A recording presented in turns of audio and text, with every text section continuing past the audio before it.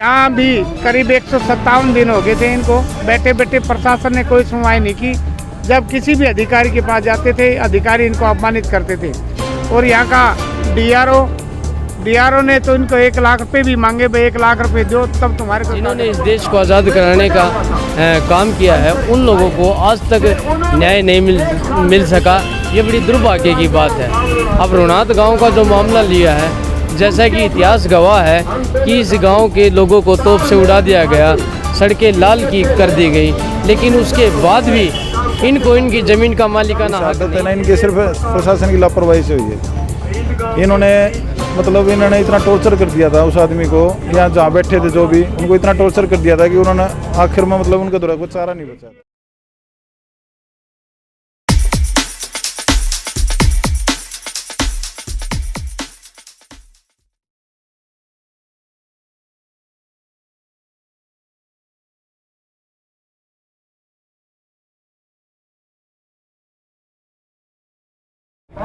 तो सर जी, आज ये जो इतनी निंदनीय घटना घटी है, इसके बारे में आप लोगों का क्या कहना है?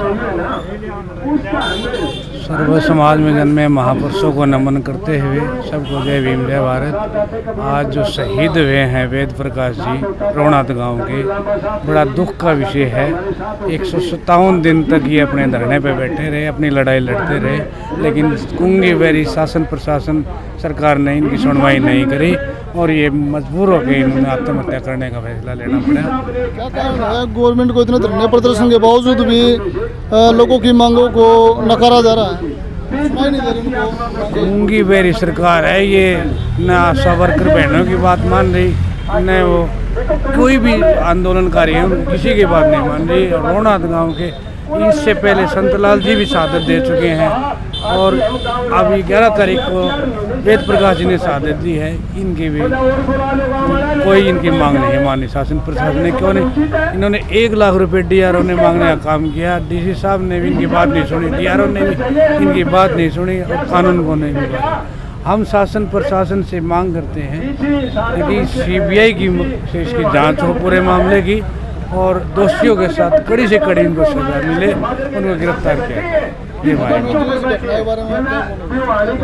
ये बड़ी निंदनीय घटना है और शासन प्रशासन जो है किसी की सुनता नहीं है, क्योंकि शासन चलाने वाले जो लोग हैं वो चाहते नहीं कि इस देश में जो जिन लोगों ने आंदोलन किया है, जिन लोगों ने कुर्बानियाँ दी है, जिन लोगों के घर उजड़ गए, जिन्होंने इस देश को आज़ाद कराने का काम किया है, उन लोगों को आज तक न्याय नहीं मिल सका। ये बड़ी दुर्भाग्य की बात है।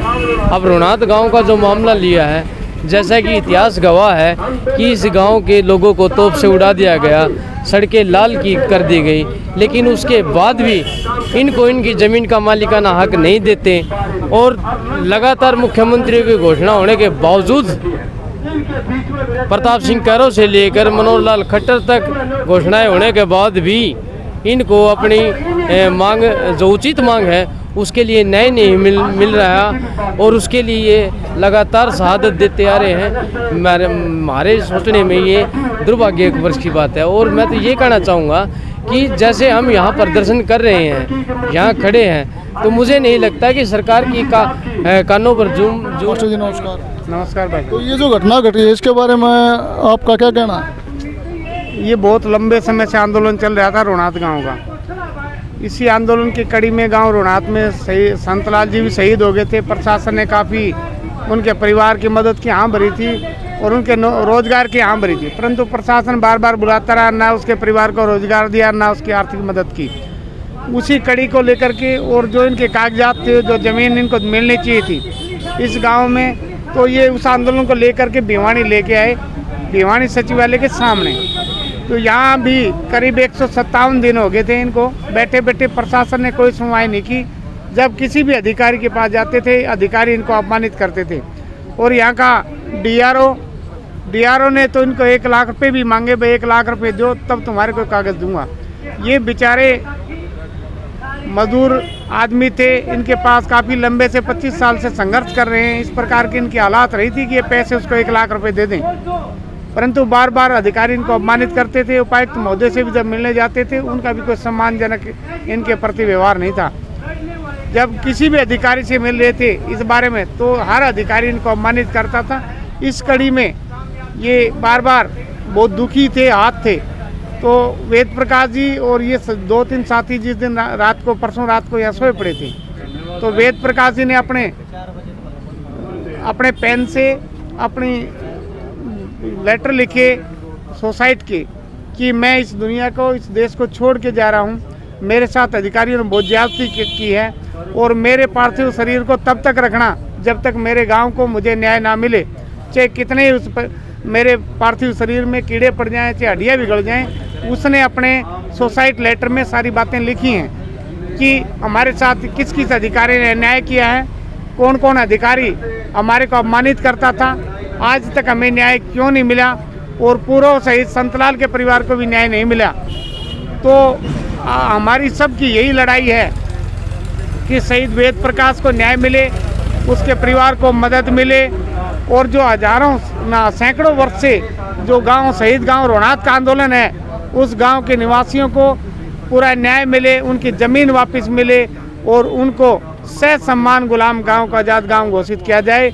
तो ये आज इसी बात को लेकर के धरना चल रहा है। उनका पार्थिव शरीर सिविल हॉस्पिटल भिवानी में रखा गया है और कमेटी ने फैसला लिया है कि जब तक इस परिवार को, इस गांव को न्याय नहीं मिलेगा, हम इसके शव को यहीं रख कर के आंदोलन करते रहेंगे। और इसी आंदोलन में हम भाग लेते हुए उनकी परिवार के साथ, गांव निवासियों के साथ और आंदोलन संघर्ष समिति के साथ तन मन धन से साथ देंगे, इनके साथ खड़े हैं। जय संघर्ष, जय एकता। सर जी, आज है ना देश अपना आज़ादी का अमृत महोत्सव बना रहा है और उसके बावजूद भी है ना ये बुजुर्ग लोग गाँव रोहनाथ के लिए अपने बाजुओं के ऊपर काले रंग की पट्टियाँ बांध कर बैठे थे अपनी आज़ादी के लिए।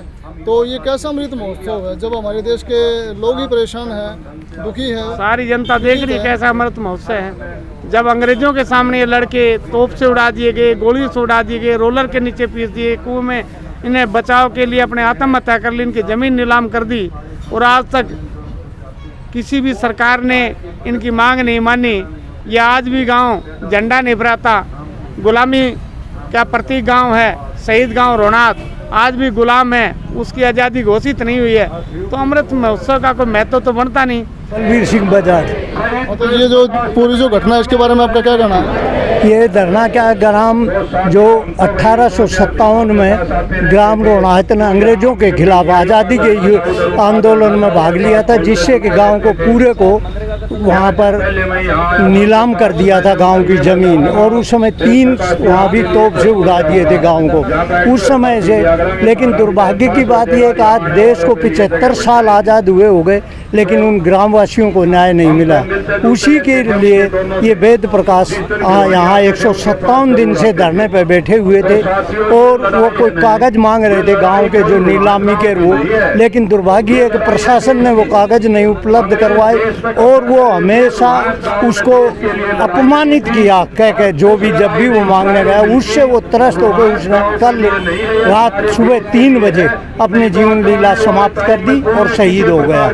और आज़ादी की डिमांड कर रहे हैं वो जो नीलामी के कागज़ और जो भी ने जो आज तक कार्रवाई, जो जैसे पंजाब के मुख्यमंत्री प्रताप कैरों ने जो आदेश दिया था ज़मीन का, बंशीलाल ने भी कुछ मुआवजा देने का, वो कागज़ों की वो नकल मांग रहे थे, वो नहीं दी। उसके बाद उनने अपना जो लिखा है सुसाइड नोट लिखा, वो अपने खून से लिखा है और उसमें ये लिखा है कि सभी संगठन मेरा साथ दे और जब तक मांगे नहीं मानी जाए, तब तक गांव को न्याय नहीं मिले, तब तक मेरा अंतिम संस्कार नहीं किया जाए, चाहे मेरी पूरी हड्डियां गल जाएं। तो अब इसी के लिए ये धरना चल रहा है, आंदोलन चलेगा। तो इस पूरी घटना के बारे में आपका क्या कहना है? भाई घटना तो शायद शहादत हुई है, एक बार पहले संतलाल जी की भी शहादत हुई थी, तो सरकार ने पहले भी मतलब सेटिंग वेटिंग करके जो इन्होंने गफलत करी थी, जो संतलाल जी का लड़का था उनको भी आश्वासन दिया था कि 12 की जगह उनको 5 दिए थे ना, सरकारी नौकरी मिली उनको कौशल विभाग के थ्रू, और अब एक ये शहादत हुई है। और ये शहादत है ना इनके सिर्फ प्रशासन की लापरवाही से हुई है। इन्होंने मतलब इन्होंने इतना टॉर्चर कर दिया था उस आदमी को, यहाँ जहाँ बैठे थे जो भी, उनको इतना टॉर्चर कर दिया था कि उन्होंने आखिर में मतलब उनके द्वारा कुछ चारा नहीं बचा था। मोनू भाई आज है ना देश का अमृत महोत्सव बनाया जा रहा है, लेकिन आज़ाद होने के बावजूद भी है ना हमारा ये जो गांव है ये ना ढोंग कितने कर लो, चाहे इन ढोंगा तक में को नहीं होता, इंडिया के नाम चाहे भारत टेक लो, जब आम आदमी सुखी नहीं होगा चाहे कितना ढोंग कर लो। पब्लिसिटी का जमाना हो रहा है आजकल, सारा पब्लिसिटी लोगों की आँख बांधते हैं, चाहे कांग्रेस हो चाहे बीजेपी हो, सारी एक जैसी है भाई। ठीक है, जात पात की राजनीति करनी है इन्होंने, भाईचारा क्या पहाड़ में इनका, जब तक आपस में जुड़ाव नहीं होगा इतना, चाहे कितना इन बुला लो जाति पाति तो इतना भेदभाव करेंगे और मान ले फिर ऊपर तक लेक्चर देंगे, आगे नंबर बना के मीडिया में आगे जानते रहेंगे, उसका कोई फायदा नहीं। जबकि बेरोजगारी इतनी अपनी चरम सीमा के ऊपर है। तो भाई ये तो अपनी कमी है या रहेगी, क्योंकि आप बोल नहीं सकते, इनके खिलाफ बोल नहीं सकते, कोई बोल लगा तो उसका मतलब जेल में रोक दिया जाएगा और उसको लोग प्रलोभन देगी, वो बिक जाता है, वो भी बंदा भी बिक जाता है, गला भी बिक जाता है, उसमें भी कमजोरी है खुद में। तो आगे इलेक्शन आने वाले हैं 2024 तो भाई हमारा तो भाई भगत सिंह ग्रुप है ना, यो कह रहे कि ना जागरूकता अभियान चला होगा। जितने भी डोंगी पोंगी बाबा है ना, जितने भी बाबे हैं ये डोंगी पोंगी बाबा है ना, इनके खिलाफ पोल खोलेंगे हम। एक है ना कोर्ट रोड पे आप जाते होगे ना, एक खड्डा है, 3 महीने हो गए वो खड्डा नहीं भरता, तो ये दावे करें 12,000 लेटरिंग आगे, वो कित गई वो सारी लेटरिंग खाक, सारी खाक बोली। ठीक है।